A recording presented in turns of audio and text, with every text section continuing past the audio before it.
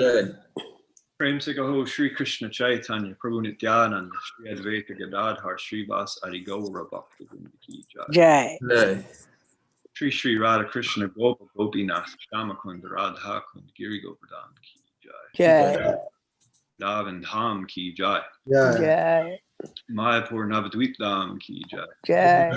Ganga Mai Yamuna Mai Ki Jai. Jai. Bhakti Devi Tulsi Maharani Ki Jai. Jai. Samaveda Bhakta Vrinda Ki Jai. Jai. Gaura Premanande. Hari Bol. All glories to the assembled devotees. Hare Krishna. All glories to the assembled devotees. Hare Krishna. All glories to the assembled devotees. Hare Krishna. All glories to the lotus feet of Sri Sri Guru and Sri Gauranga. Hari Hari. And Om Vishnu Padaya Krishna Prasada Krishna. And Om Vishnu Padaya Krishna Prasada Krishna. Bhakti Namaste Sarvasvati. Shatadesh Tarne. Om Ajnana Timiranta Shajanam Janashra Payat Bhaksur Umilitam Yena Tasmai Shri Gurve Namaha. Vanchakalpa Trubhyascha Kripa Sindhubhya Eva Cha Patitanam Pavanebhyo Vaishnavebhyo Namo Namaha. Hare Krishna, dear devotees. Welcome to another morning of Srimad Bhagavatam class. I'm sorry that I can't tune in more often. I'm out here living in the woods again. But honestly, this is my favorite part of my every 2 weeks coming and getting to see all of your faces. So thank you very much for allowing that. Thank you. Om Namo Bhagavate Vasudevaya. Om Namo Bhagavate Vasudevaya. Om Namo Bhagavate Vasudevaya. Om Namo Bhagavate Vasudevaya. Om Namo Bhagavate Vasudevaya. Om Namo Bhagavate Vasudevaya. So we are continuing our study of the first canto. We are on chapter 3. Today's text is 9. This chapter talks about all the different incarnations of Lord Krishna. So today we're on the 4th incarnation. Torye Dharma Kala Sarge Nara Narayana Vrishi Bhutvatmo Pashamo Petam Akaro Dushcharam Tapaha Turye Dharma Kala Sarge Nara Narayana Vrishi Bhutvatmo Pashamo Petam Akaro Dushcharam Tapaha Turye Dharma Kala Sarge Nara Narayana Vrishi Bhutvatmo Pashamo Petam Akaro Dushcharam Tapaha. Please chant.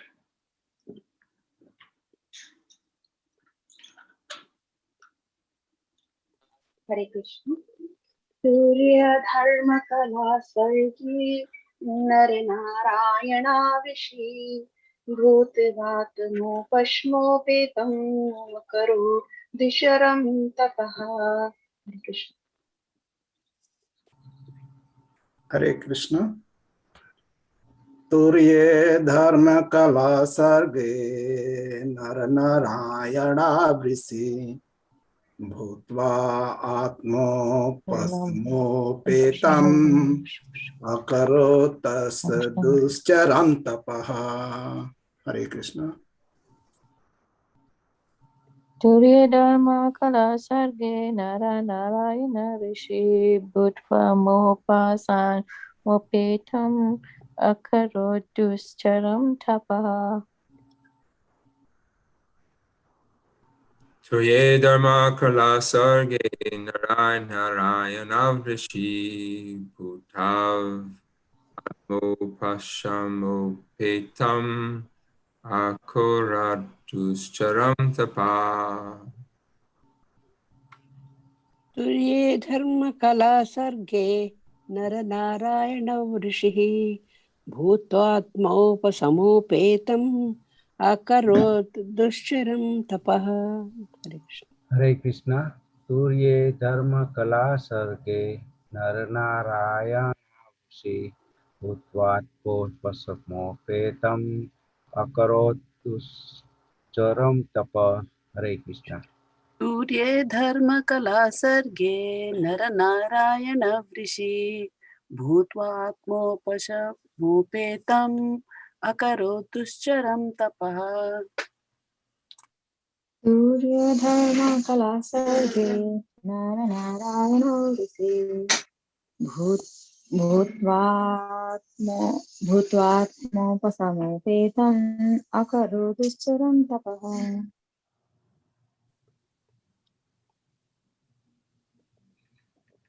Anyone else? Turye, in the fourth of the line, Dharmakala, wife of Dharmaraj, Sarge, being born of, Nara Narayana, named Nara and Narayana, Rishi, sages, Bhutva, becoming, Atma Upashama, controlling the senses, Upetam, for achievement of, Akarot, undertook, Dushcharam, very strenuous, Tapaha, penance. Translation: in the fourth incarnation, the Lord became Nara and Narayana, the twin sons of the wife of King Dharma. Thus, he undertook severe and exemplary penances to control the senses.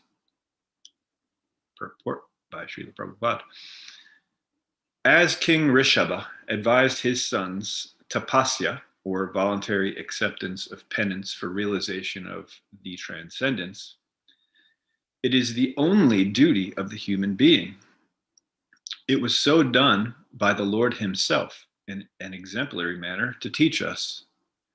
The Lord is very kind to the forgetful souls. He therefore comes himself and leaves behind necessary instructions, and also sends his good sons as representatives to call all the conditioned souls back to Godhead. Recently, within the memory of everyone, Lord Chaitanya also appeared for the same purpose, to show special favor to fallen souls of this age of iron industry. The incarnation of Narayana is worshipped still at Badari Narayan on the range of the Himalayas. Hare Krishna.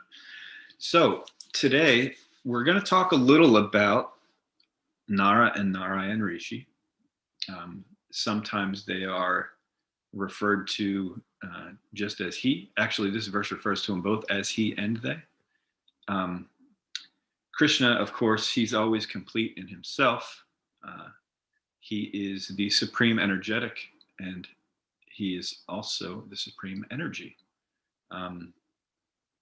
And so Nara and Narayan rishis, sometimes they can be described as two, and sometimes they can be described as one, because they're essentially non-different.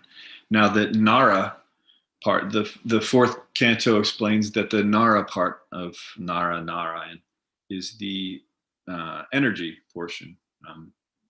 Nara means like human, and in the fourth canto it explains that the Nara portion of Nara Narayan actually then becomes Arjuna, and Narayan, Krishna himself, is Krishna. So it's also explained that Nara and Narayan Rishi are like Krishna and Arjuna.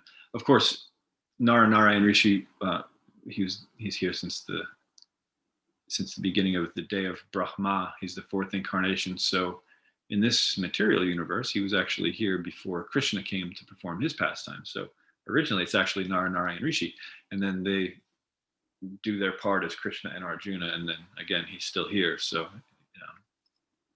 so eternally they are there at Badarika Ashram. It's mentioned in the verse that he's the son of Dharma.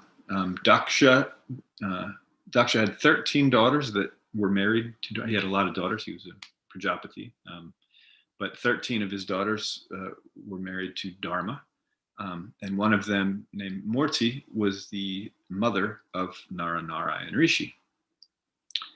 I'm just going to read a couple verses about Narayan Rishi, and then we're going to talk about what we're actually going to get into today. So in the 87th chapter of the 10th canto, verse 6, it says, "From the very beginning of Brahma's day, Lord Narayan Rishi has been undergoing austere penances in the land of Part, while perfectly performing religious duties and exemplifying spiritual knowledge and self-control, all for the benefit of human beings in both this world and the next." So we have an idea of how long he's been here, what he's doing, why he's doing it. So been here since the beginning of Brahma's day.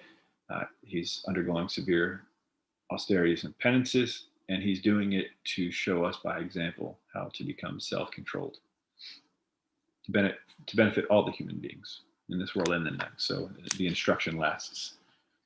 Another verse from the 11th canto, 4th chapter, text 6.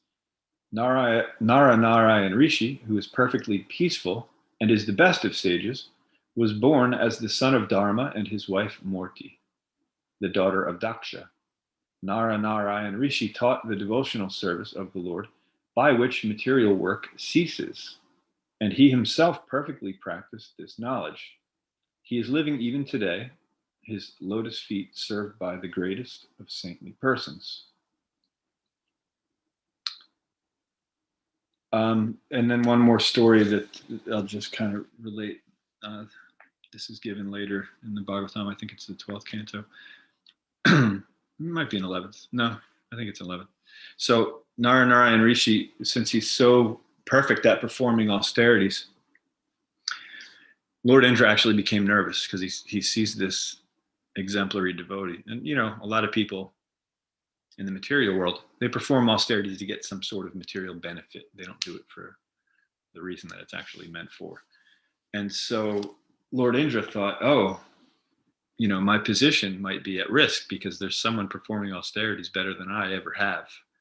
You can't just become Indra. You have to become qualified to become Indra. So you have to go through these austerities. And this happens with Indra. He sees people offering, a whole bunch of horse sacrifices, and he thinks, oh no, this person's they're trying to qualify for my position. I better do something about it. So he's always trying to stifle people's plans for becoming, taking over his position, even though they're not actually intending on taking over his position. In this case, Narayan Rishi is showing by example how we humans are to perform austerities.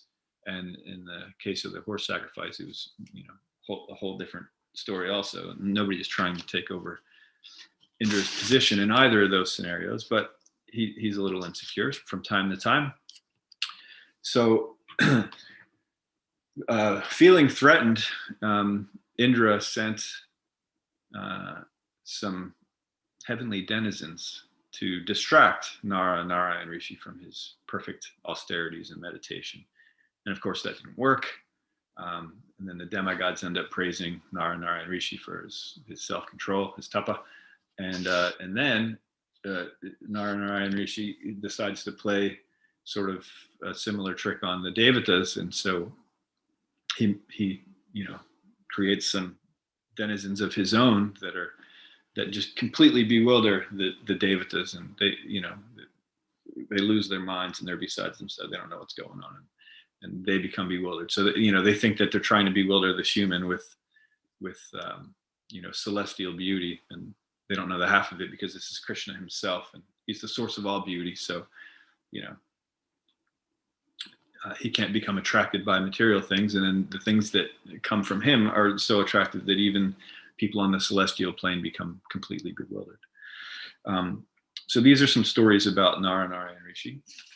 Of course, in the last chapter, there's this verse, and it's generally recited before we talk about Bhagavatam. Narayanam namaskrityam naram chaiva narottamam devam saraswatim vyasam tato jayam udirjet. Before reciting Srimad Bhagavatam, which is the very means of conquest, one should offer respectful obeisances unto the personality of Godhead Narayan, unto Nara Narayan Rishi, the supermost human being, unto Mother Saraswati, the goddess of learning, and unto Srila Vyasadeva, the author. This verse, by the way, which I'm sure most of you are familiar with, this is part of the Mangala Charanam, not only of this Bhagavat Purana, the Srimad Bhagavatam, but the other Puranas as well have this exact same verse. And the reason is there, and it's given to us in that verse, is the reason that we should offer respects to these personalities. Obviously, Narayan, the Supreme Lord, we offer our respects to him. Mother Saraswati, the goddess of learning, because we're trying to learn from the Puranas, and so we're praying for her blessings so that we may receive the information and apply it in our lives properly. Obviously, we want to offer respects to the author, Srila Vyasadeva, because he's the one that gave us the literature, so we're offering our respects to him and thanking him for giving that to us. And Nara Narayan Rishi, it says he's the supermost human being. And a lot of times, these other ones are kind of obvious why we're offering respect to them. And Nara Narayan Rishi, yeah, he's an expansion of the Supreme Lord. And he certainly deserves respect, but why here? Why before, why do we always remember him before reciting or learning about Srimad Bhagavatam? Why is he to be remembered?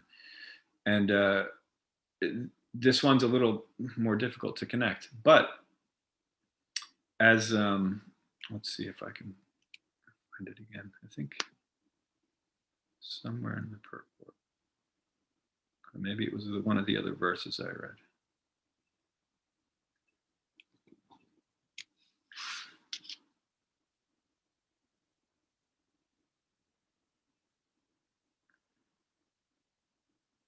Sorry, I'm usually a little better prepared.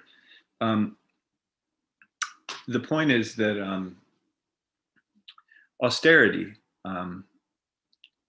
it's actually something that's essential, and it's something that we've sort of lost sight of. In this day, in this material world, after the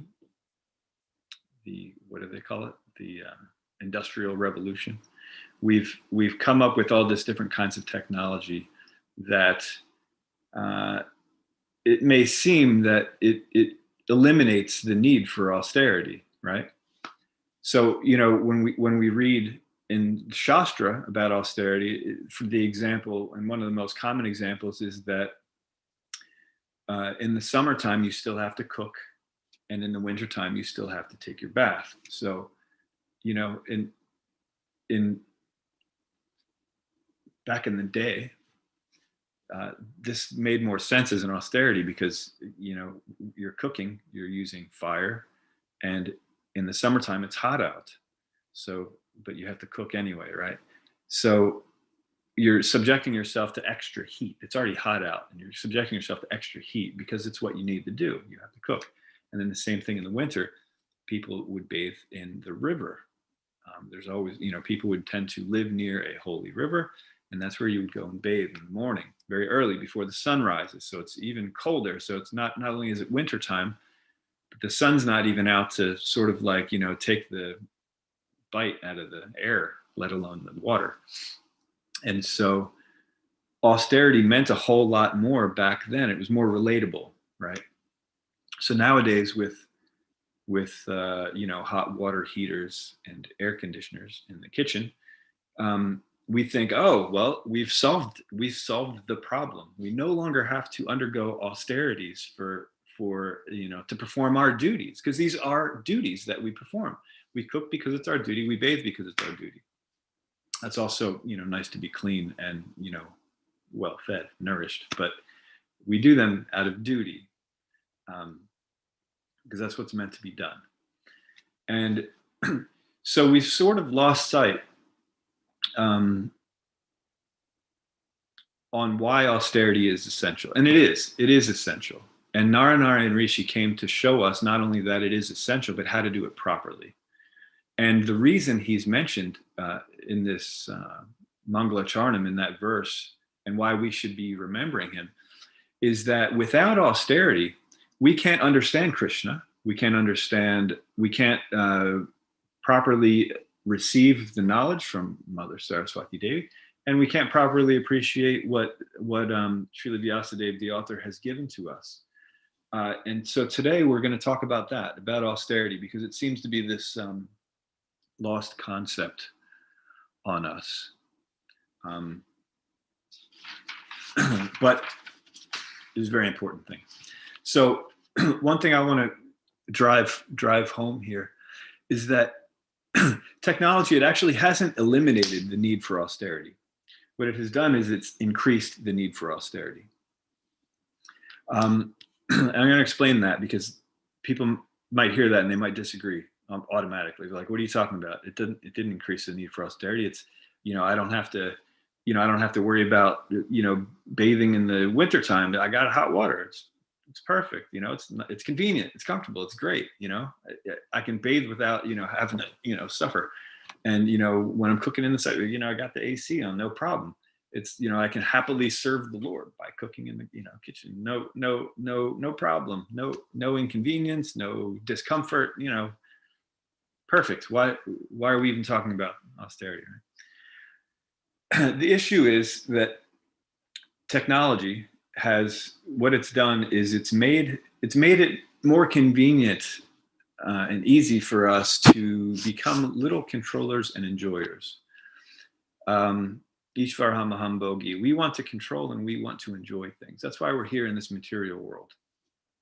We're here because we've exercised our free will to experience life separate from Krishna. Now, there is no such thing as life separate from Krishna. Krishna is everything. We're part of him. But we wanted to experience what life would be like without him, as if we were the center. And so here we are in the material world, and we're getting that experience. It's, not the reality of the situation, but we're experiencing what it would be like to be the center. And it's all about controlling and enjoying for us. That's what we want to do. And as long as we maintain this illusion that we are controllers and enjoyers, then we are not on the spiritual path. That is materialism. There's spirituality, and then there's materialism. And materialism, by definition, is us, rebellious souls here in the material world, thinking that we are independent controllers and enjoyers. And what technology does, and I'm not saying technology is bad by any stretch of the imagination. Not everything is Krishna's energy. Krishna gave us the technology. And so anything can be used properly or improperly. And it's all about the consciousness, the connection that we make to it, what our motive is behind using it. So it's not that technology is bad, but it has increased the need for austerity, because it makes things that aren't terribly inconvenient, it's super convenient, and we become so dependent on these things. So, for example, if we're trying to remember something that, we studied before, we know it, but it's just, it's on the tip of our tongue, it's not coming. So we search on our smartphone and we find it and say, oh yeah, that's what it was. But if we don't go through this process of actually remembering, we're not exercising our brains, our minds, our intelligence. It's a muscle. It's something that has to be exercised. It's good that we've made connections when we remembered these things, oh, I remember. It was this person I heard it from. We were talking about this canto in Srimad Bhagavatam. Oh, this is what it is. And then we remember, we make these connections. And these connections are very important for us. So that's one aspect of why it's not necessarily good that we're taking away these minor inconveniences, like, being able to bathe in the winter without shivering. But another thing is that austerity is actually there. It shows Krishna, when we voluntarily accept something that's not convenient for us, because we know it's right. We know from Guru, Sadhu, and Shastra that it has to be done. It should be done. So when it's inconvenient for us and we do it anyway, then Krishna knows that we're thinking of him. We're not thinking of ourselves. We're thinking of him. But when we just rely on technology and we only do something when it's convenient, then we're not showing Krishna that he's on our mind. We're showing him that we're the only one that's on our mind. You know, if it's inconvenient, I'm not doing it. You know, what is that? That's self-conscious. That's self-centricity. That's me thinking I'm the center. I'm the controller. I'm the enjoyer. What Krishna wants, you know, that's secondary. It's not convenient for me to do, so I'm not going to do it, right? And this is, sorry, my computer's sending out these notifications. And this is what Krishna consciousness is all about. It's getting rid of that mentality that I am the center. Everything should serve me. If it's inconvenient, I'm not going to do it. And technology, like I said, it's increased the need for austerity because it's taken away these simple things, these simple austerities that, you know, we would have on a daily basis, like, you know, bathing in whatever temperature water the river is, and, you know, cooking no matter what temperature it is outside. It's taken that away. So we don't even have that. We're not even offering that austerity to Krishna, you know? So what do we have left? You know, it's, you know, and the world, of course, has its way of making things austere. You know, our technology breaks down, or our body starts breaking down and it becomes inconvenient to do a few things, or,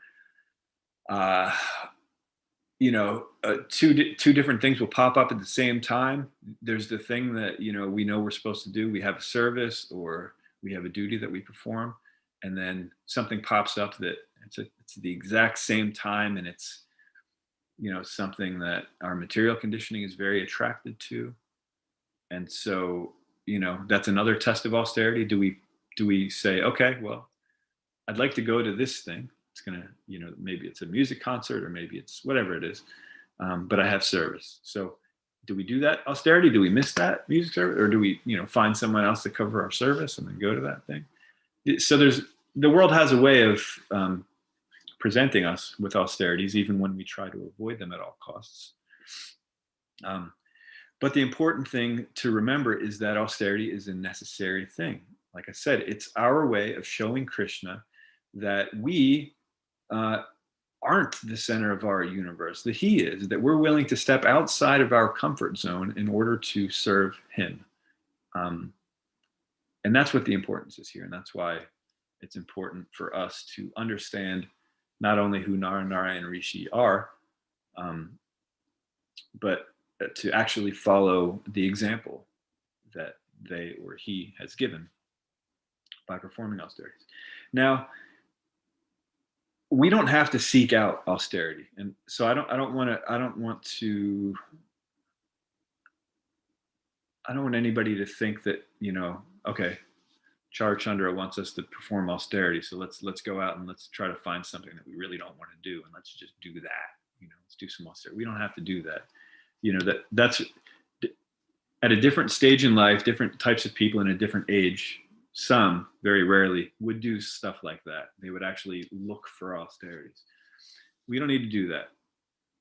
All we need to do is we need to pay attention to our gurus, we need to pay attention to the sadhus, and we need to pay attention to the Shastra. And we need to understand what is right. When we understand the difference between right and wrong based on Guru, Sadhu, and Shastra, then throughout the day, these little austerities will present themselves to us, right?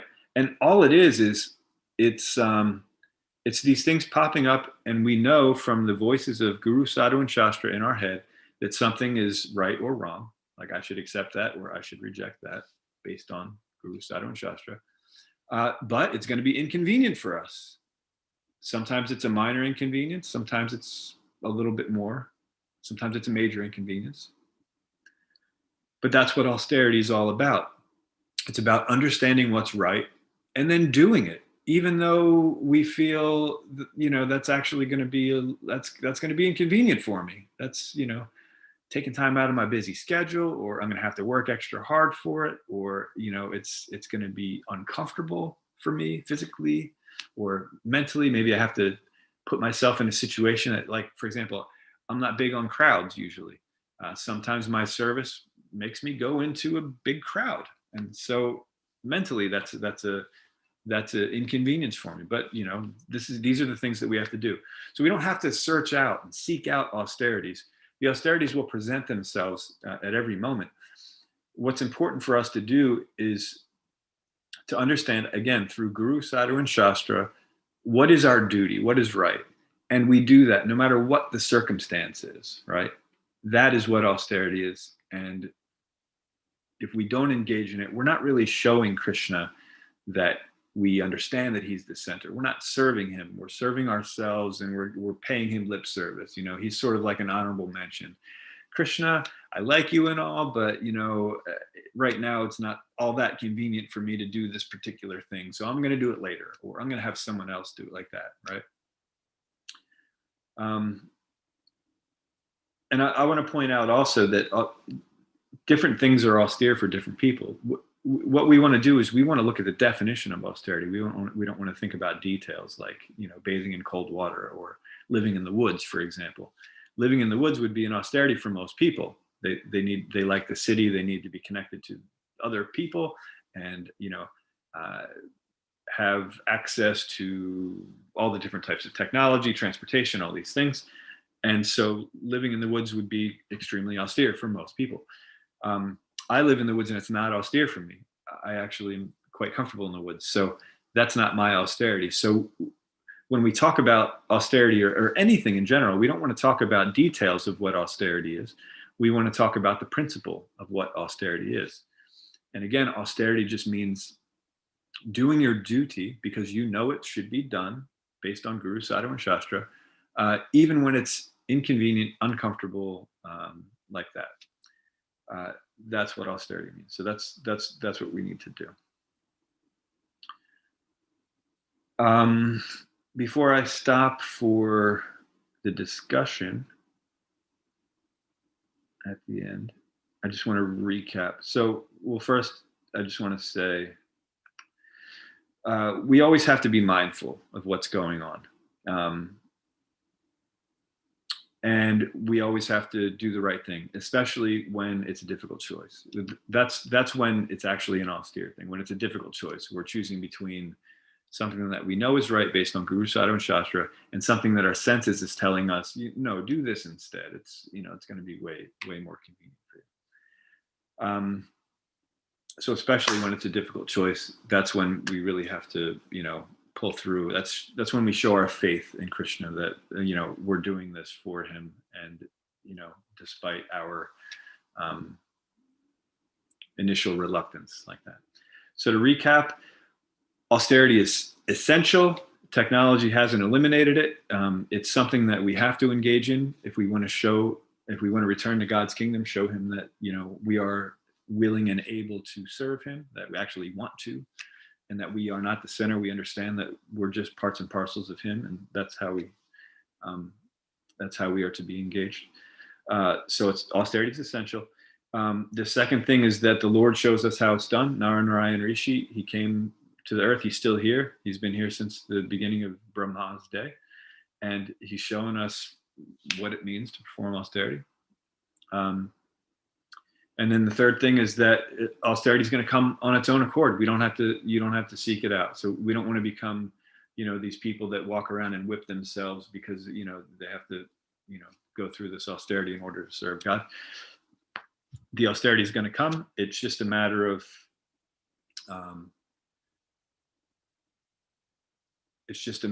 seeing, understanding what is right, and doing it even when it's inconvenient. And so we don't have to seek it out, but we must not avoid austerity. That's something that we have to be sure to do.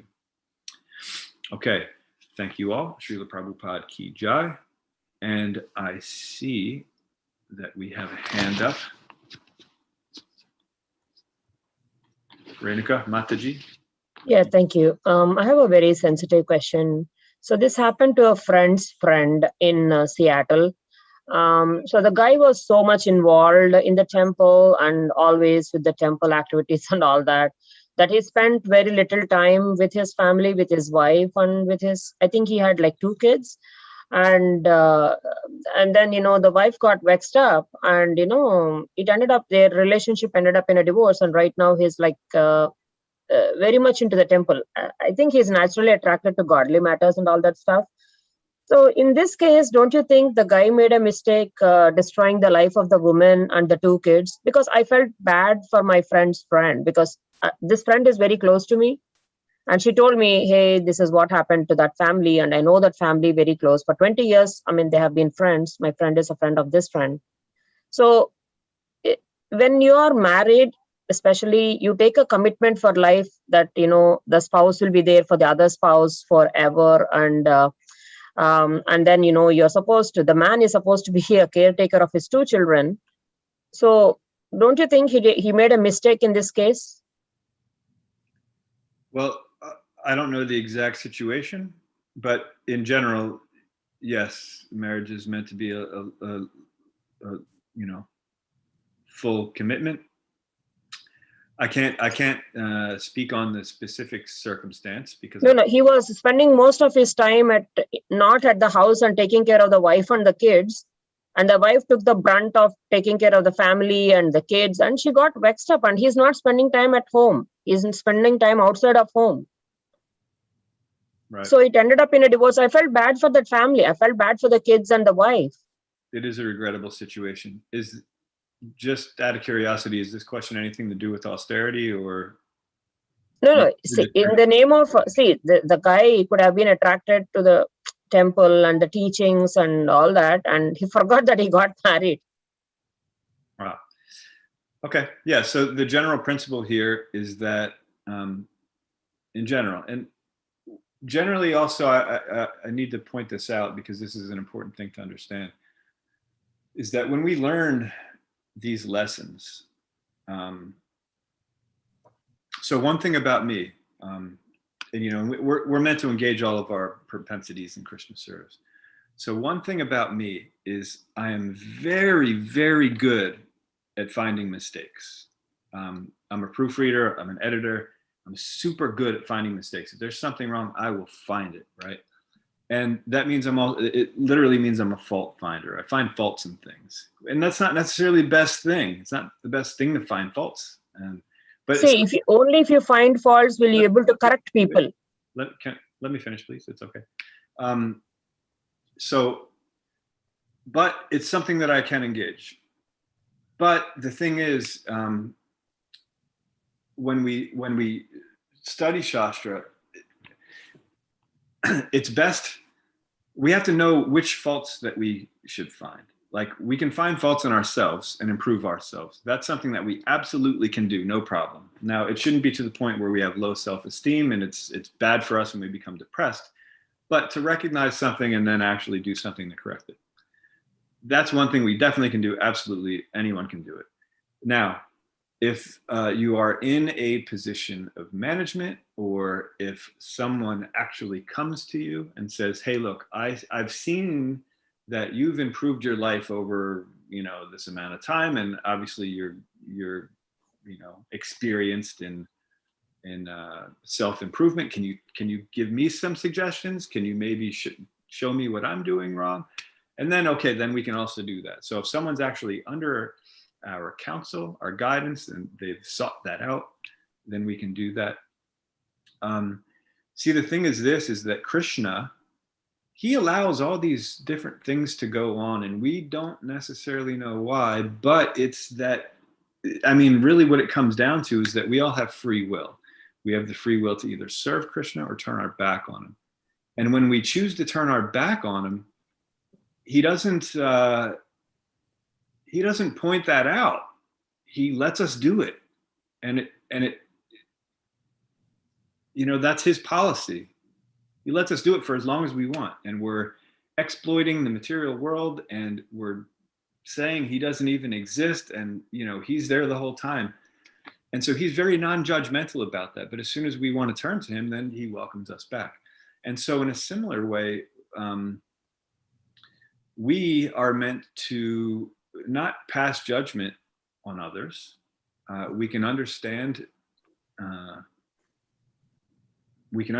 principles, and we can understand that there are mistakes that are made, but we can't really, we're definitely not in a position to judge or change anybody that's not actually coming to us to get that change, unless we're in a position, like most people aren't in a position of management where their actual duty is to make sure people are on this path of self-improvement. I felt the temple where he was going, it is an ISKCON temple. They should have told him, dude, you're married, go take care of your wife and kids, and you can do less service for us because we don't want your wife to divorce you. Well, the temple should have told otherwise. I'm not necessarily disagreeing with you, but I also don't know the situation, and so this is a circumstance where we can't really discuss it, because you'd have to know the entire circumstance, and it's also not proper to talk about. We could talk about a situation, but if we're talking about specific people in the situation, if we don't know the whole situation in the story, it's not something that is discussed in this particular forum.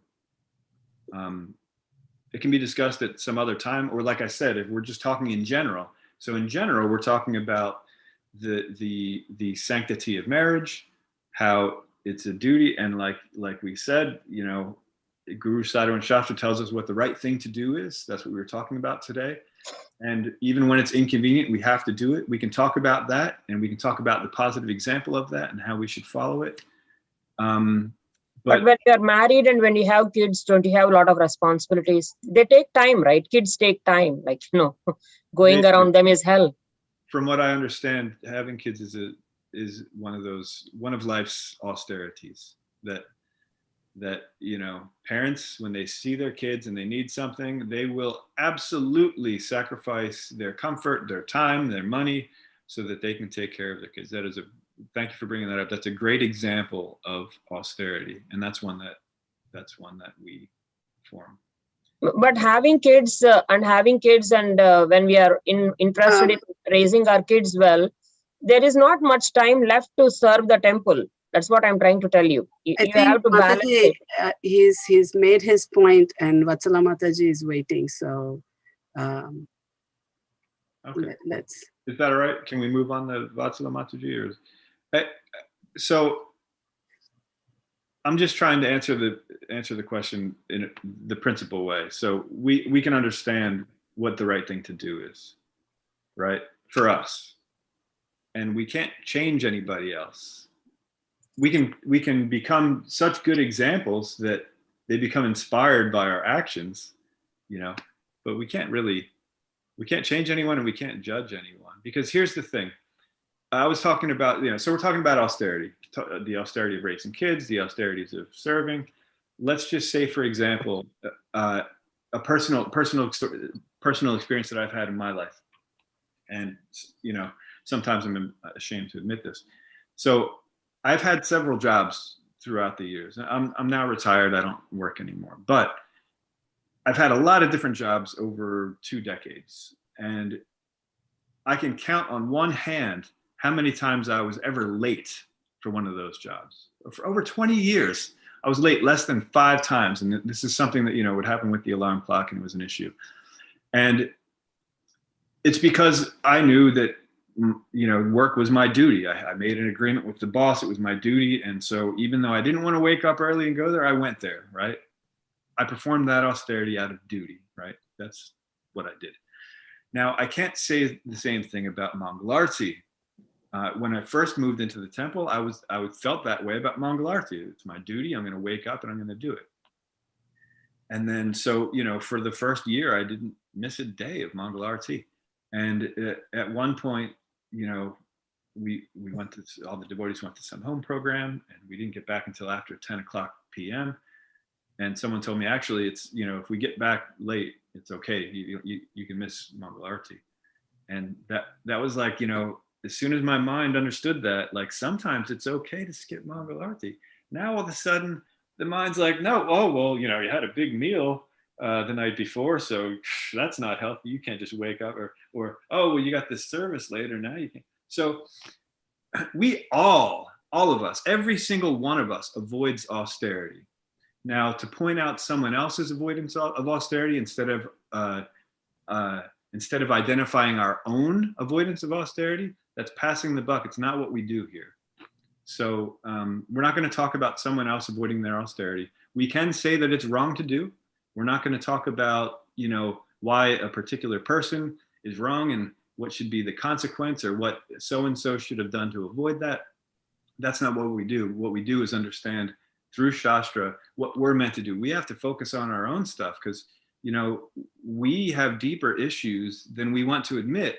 And what we like to do is we like to look at someone else's problems so that we don't feel so bad about our own. Especially in this forum, and there are forums where you can talk about these things to people, but on this forum, Srimad Bhagavatam class, we talk about the principles of the matters, how we can apply these things to our lives and not, and of course, yeah, we can learn from others' mistakes. That's fine.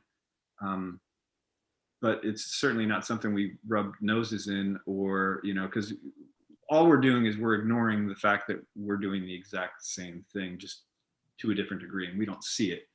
And that's the scary part of it, is we don't even see that we're doing the exact same thing. We're very judgmental about others, but we don't see that we're doing the same. Is that okay? Can we move on to Vatsala Mataji, or is that okay, Mother Renika? Yeah, you're asking me just mind my own business. Okay, sure. No, well, no, No, I'm saying that on this forum. I mean, also that's true. We should mind our own business, but on this forum, that's not something that we get into, because you can very easily turn this into Vaishnava aparad, blaming the managers of the temple for not doing what they were supposed to do, or blaming the husband, or blaming the wife because maybe she wasn't performing some of her. We can do this all day, and we're gonna commit Vaishnava aparad to every single one of them, And what we really need to do is focus on what can we do about it? What can we do about it? And we might not be able to do anything about their particular situation, but we can do something about ours. And it's actually the same situation, it just looks different. We're avoiding austerity. He may have been avoiding austerity. It sounded like he was avoiding austerity, and that's unfortunate. Maybe he was engaging in a different austerity and he thought it was, I don't know the situation. But yeah, this is absolutely not the forum for that. And I'm not trying to be rude or dismissive. There are forums where you can talk about these situations with people, but we have to be very careful to not go into the territory of Vaishnava aparad. And we also have to understand that we're in a hospital. All of us are sick, and so we don't go around saying, "Oh, that person's sicker than me. Look at that. Oh, that person's he's like coughing up blood. That's terrible. How can someone get so sick? No, you're in the hospital too." So yeah, this is just it's Vaishnava etiquette. We have to understand what that is. So we do have to help one another. We have to if this Mataji's struggling, you said she's a friend or a friend of a friend. Yeah, you can support her, you help her, however you can. That's sadhu sangha. That's part of Vaishnava relationships. These are all important things, and these things we could talk about in this forum. But specific situations and what so and so should have done, we won't know that. We could do an Istagosti, and then we can talk about the situation and all the circumstances and get all the different sides, because we don't know. Prabhu, can I interrupt, please? Yes. Well, I have seen in my lifetime hundreds and hundreds of situations, because I'm a older person. I have seen cases, but sometimes it's better, because between husband and wife, a lot of things happen. No third person can really understand the intricacies of the relationship. So as a third person or an outsider, we cannot really judge anybody's conduct or anything.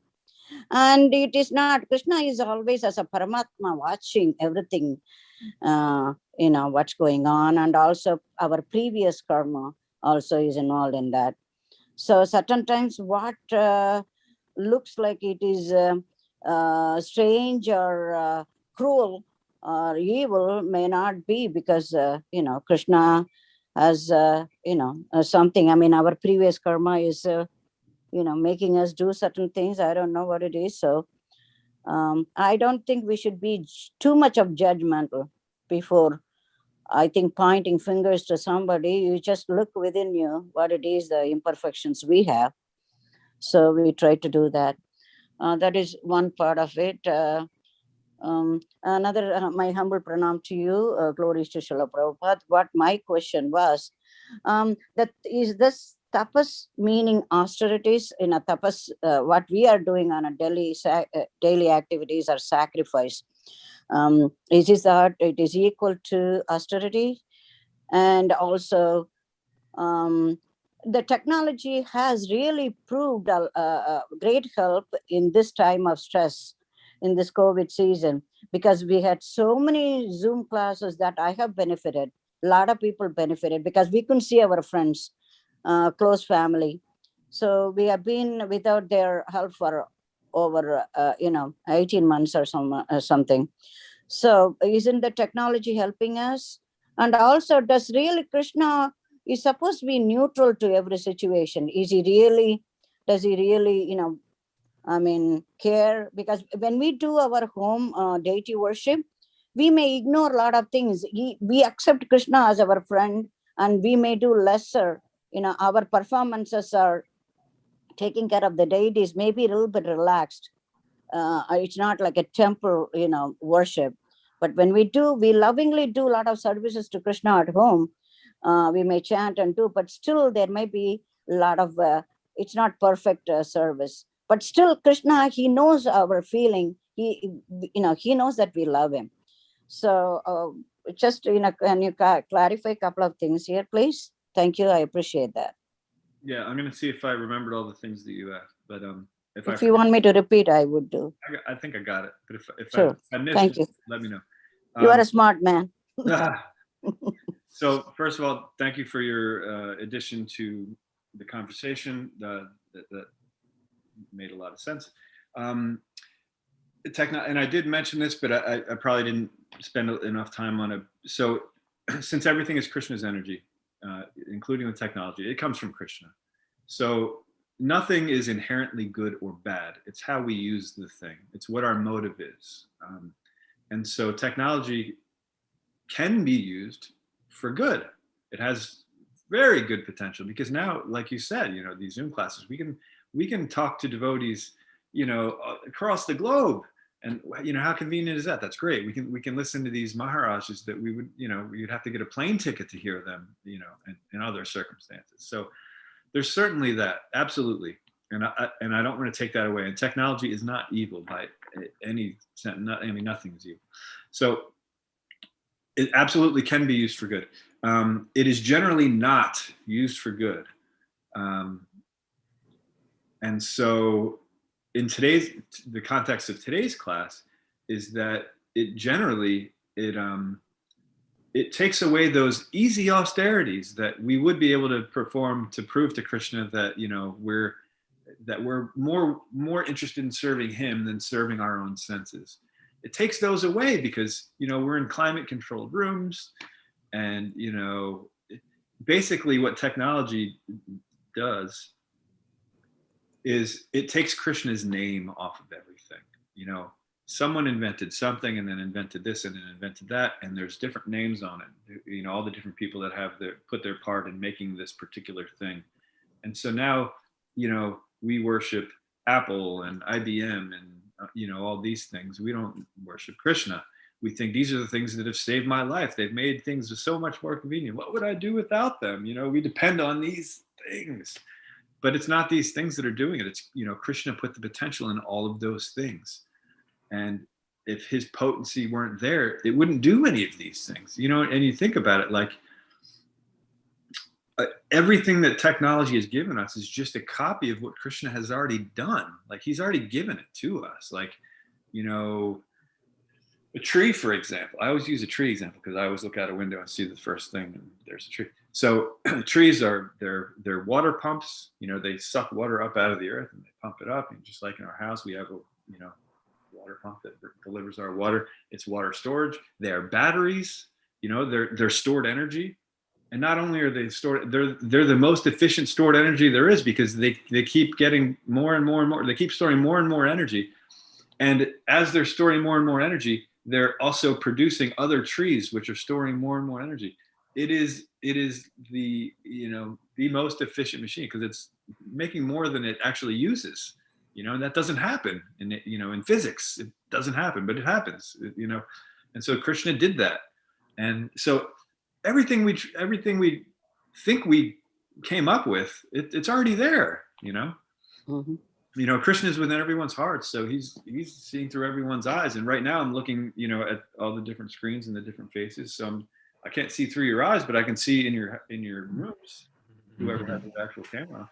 It's a similar thing, but it's not even close to what Krishna does, because Krishna actually understands all of it. He understands all our moods, like when Krishna expanded himself to all the calves and cowherd boys, he did it perfectly for each one, like, because he knows everybody. We don't have anywhere near that technology. We got this, big deal. We're talking to, what is it? 4, 8, 12.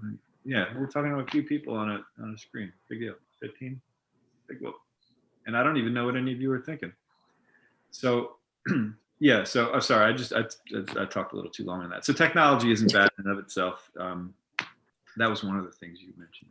I think I went on a rant there. Sorry. I said tapas, is it equal to austerity? Yes. So tapas is austerity. So there are different kinds of austerity, obviously. But like I said, in general, it just means that we are willing to do our duty, even though it's inconvenient. That's the general principle of it. We understand what's right to do, and we do it, even though it's inconvenient, especially when it's hard. That's what austerity means: doing what's right, even when it's not easy. That's the principle of it. Was that it? Tapas. Okay, I talked about Krishna and the technology. I guess, yeah, you have spoken about them. Okay. Yeah. Good. I saw that Golokananda Priya had her hand up earlier, but now it's Sorry. down. Thank you, Barbara. Thank you. Sure. Yeah. I was just asking, we have been reading about so many incarnation about of Krishna. So what's the purpose of all this incarnation? I know they came here to teach austerity, to teach things. So how do we know, how do we worship this incarnation?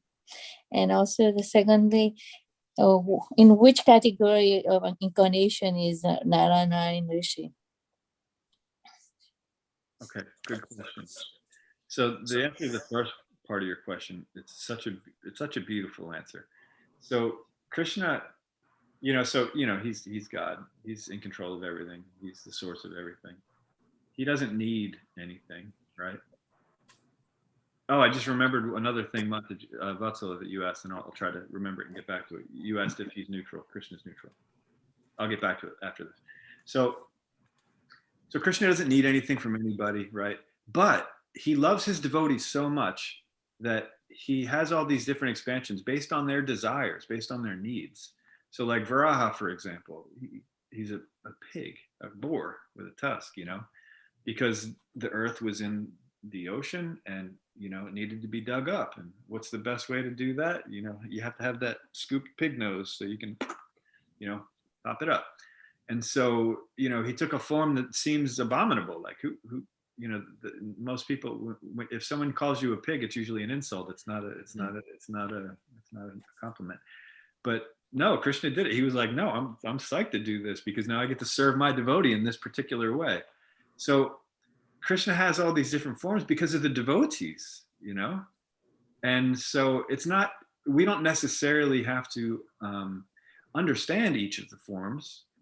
We can learn from each of them, of course, but the biggest lesson that I've learned from all these different forms is how much Krishna loves us, to the point where, he takes these forms that just bewilder people. Like, why would God come as a pig or a fish or, all these different all these different things that he comes as, toward us.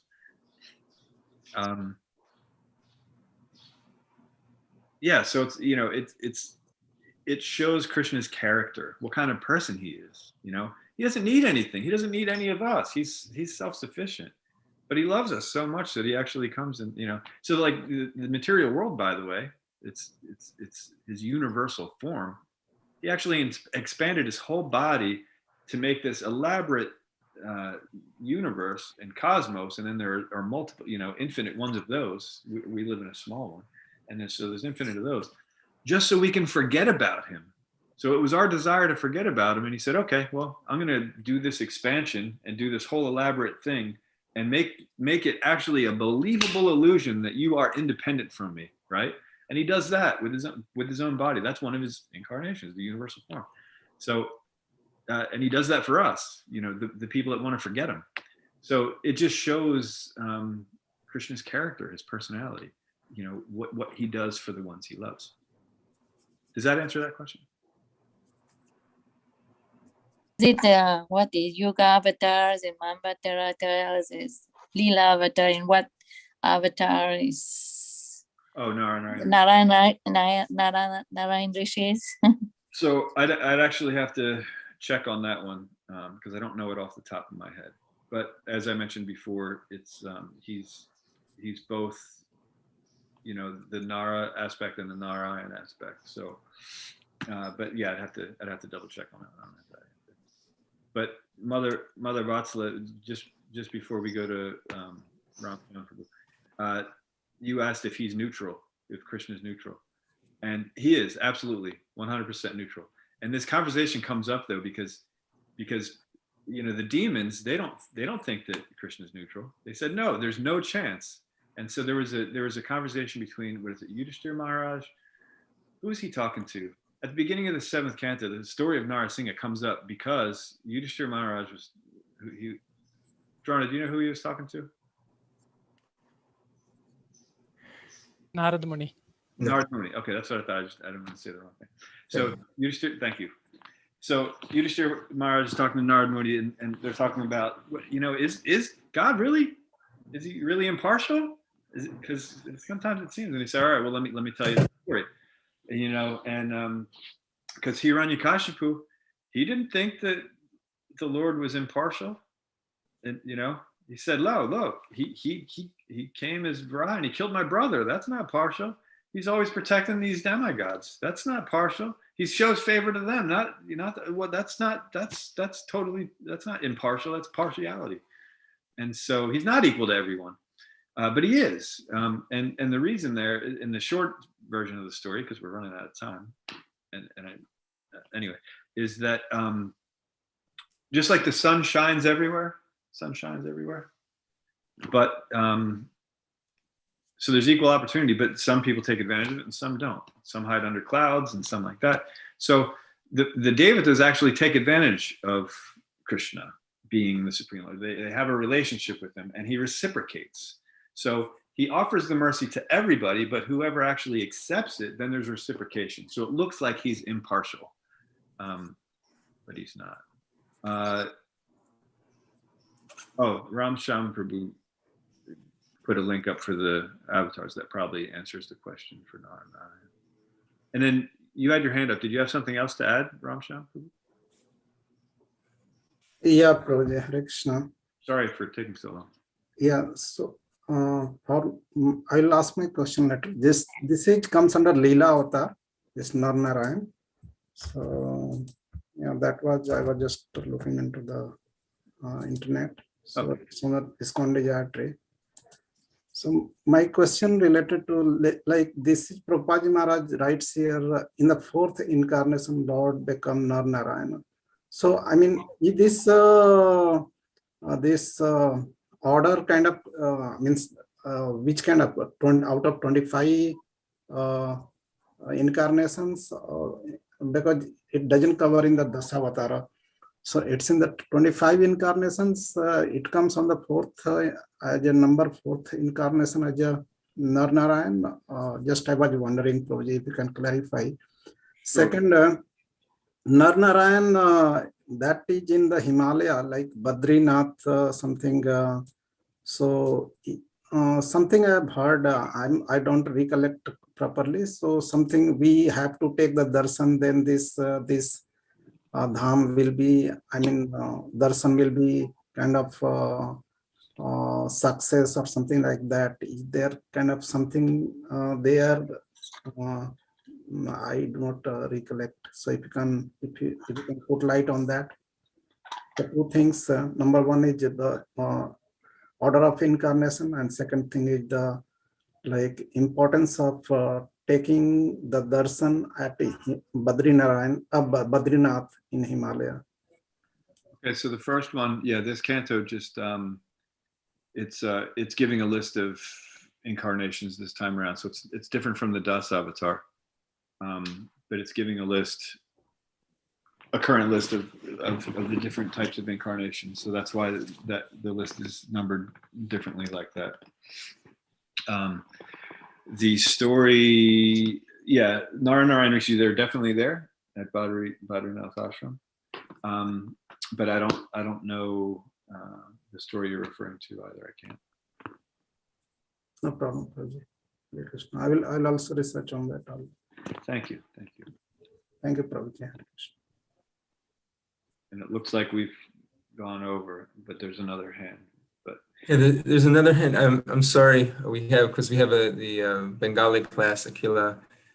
No, I thought Lakshmi Narasimha is an avatar. Is that a Narayan and Nara? That's what I thought.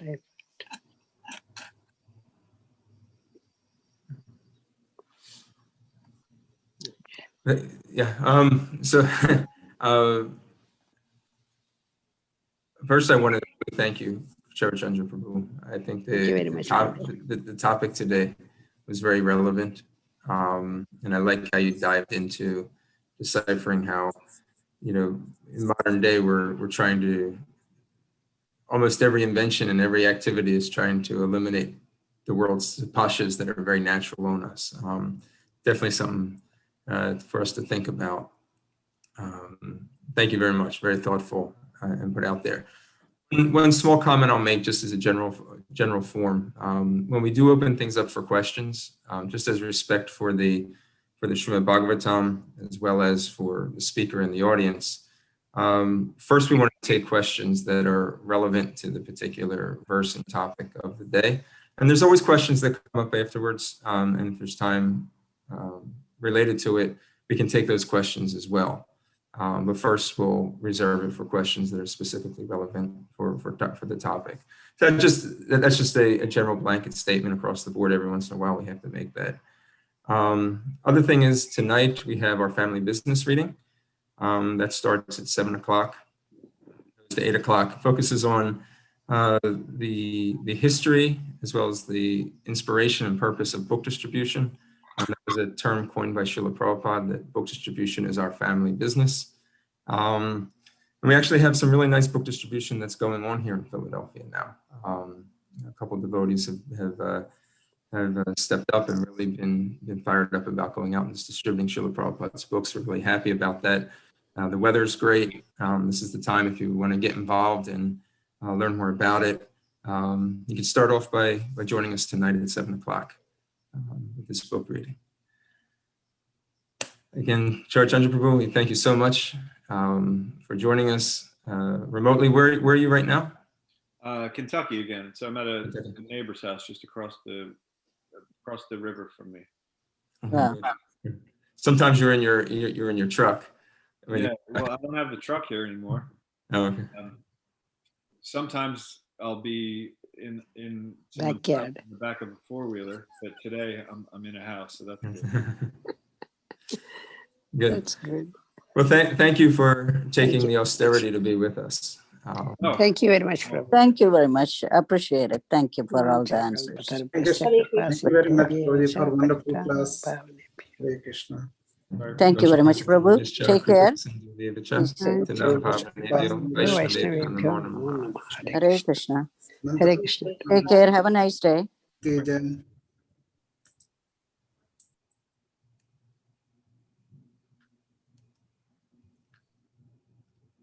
Hare Krishna, Akhilatma Priya Prabhu. Hare Krishna, Pranacharya Prabhu. Yes, Hare my Krishna. humble. Hare Krishna Prabhu. My humble obeisances, all glories to Srila Prabhupada. Hare Krishna Prabhu. We had a nice discussion today on Bhagavatam. It went over a little bit. Yeah, I have heard, and that Naranaran, the Badrinarayan, actually we have 10th incarnation, 10th avatar, and out of 10, that the Bhagavatam is 25th avatar is described. And Badrinarayan is who are actually gone through the severe penances, and the 9th incarnation of the Lord is Naranaran Rishi, the Badrinarayan, who is Badrinarayan. Actually, in Bhagavatam, actually 25th different avatars is described there. And Naranaran and the Badrinarayan in the 9th incarnation. The out of 10th, that is 25th incarnation, is actually described in Srimad Bhagavatam. Whatever I know, last I have heard that Badrinarayan is out of 10. It is 25th different kind of avatars is explained in Srimad Bhagavatam. And Naranaran and Badrinarayan is the 9th kind of incarnations. Thank you. Anyway, I didn't want to make the comment, but I have heard that you are all discussing, so I thought that it would be relevant to answer these questions, whatever I know. Yeah. Okay, thank you. Thank you. Prabhu, can you make me, I just made you host. I don't know, I want to stop the YouTube recording. I don't know if it's possible for you to do that at the top. I don't know if you can make me a co-host, and I can stop the YouTube recording. If you're able to do that. I have to be the host or what all the time, or what? I don't know. What are you saying? Yeah, no, it's okay. I think I know a way to come in and do it differently. Well, I can do it on my own, the host. Yeah, it's okay. I'll figure it out. I know how to do it. You can just begin with the class. Okay, so but I don't know if you want me to do the host on my own, then I can do that. Yeah, no, I made you the host. Okay. Yeah, no, you're good. You're good. Well, to the devotees. Today I want to meet 1 o'clock. Hare Krishna Ganapati Prabhu Bhakti Shakti Prabhu. Hare Krishna. Is it 1 o'clock is okay? Yeah. To meet today? Yeah. Okay. Good. Thank you. Thank you. Hare Krishna. Hare Krishna. Jnanatimirandhasya Jnananjana Salakaya Chakshurunmilitam Jena Tasmai Sri Gurave Namaha Sri Chaitanya Manobhustam Sthapitam Jena Bhutale Swayam Rupa Padamajam Dadati Sapadantikam Namo Vishnu Padaya Krishna Prestaya Bhutale Srimate Bhaktivedanta Swaminiti Namine Namaste Saraswati Deve Gauravani Pracharine Nirvisesha Sunnavadi Paschattu Desatarine Mancha Kalpatarubhassa Kripa Sindhukvaye Vacha Patitanang Pavanebho Vaishnavebho Namo Namaha Jaya Sri Krishna Chaitanya Prabhu Nityananda Sri Advaita Gadadhar Srivasadi Gaura Bhakta Vrinda Hare Krishna Krishna Krishna Hare Hare Hare Rama Rama Rama Hare Hare Mukhaṁ karoti vācālaṁ pangulaṁ gayate giriṁ yatkripātamahang vande Sri Guru Dinatharinaṁ Sri Chaitanyeshwaraṁ Paramananda Madhavam Om Namo Bhagavate Vasudevaya Om Namo Bhagavate Vasudevaya Om Namo Bhagavate Vasudevaya Om Namo Bhagavate Vasudevaya. Narayanang namaskritam naram chaiva narottamam deving saraswating vyasam tato jayam udiraye नष्टप्रायेष भद्रेषु नित्यं भागवत सेवया भगवती उत्तम श्लोके भक्तिर्भवति नैष्ठिके। हरे कृष्णा। তো আজকে আমরা সপ্তম অধ্যায় ভগবত ভক্তির শাস্ত্র প্রমাণ, আমরা যে ভগবত ভক্তি করছি ওর স্ক্রিপচারাল এভিডেন্স কি আছে, শাস্ত্র প্রমাণ কি আছে। তো এখানে আজকের উপগোস্বামীপাদ এই ভগবত ভক্তির শাস্ত্র প্রমাণের প্রথম যেটা শ্রীগুরুর চরণাশ্রয়, এটা একজন পড়ুন। শ্রীগুরুর চরণাশ্রয় সপ্তম ওপরটা একটু দেখা প্রভুজি। সপ্তম অধ্যায়, হ্যাঁ সপ্তম অধ্যায় ভগবত ভক্তির শাস্ত্র প্রমাণ।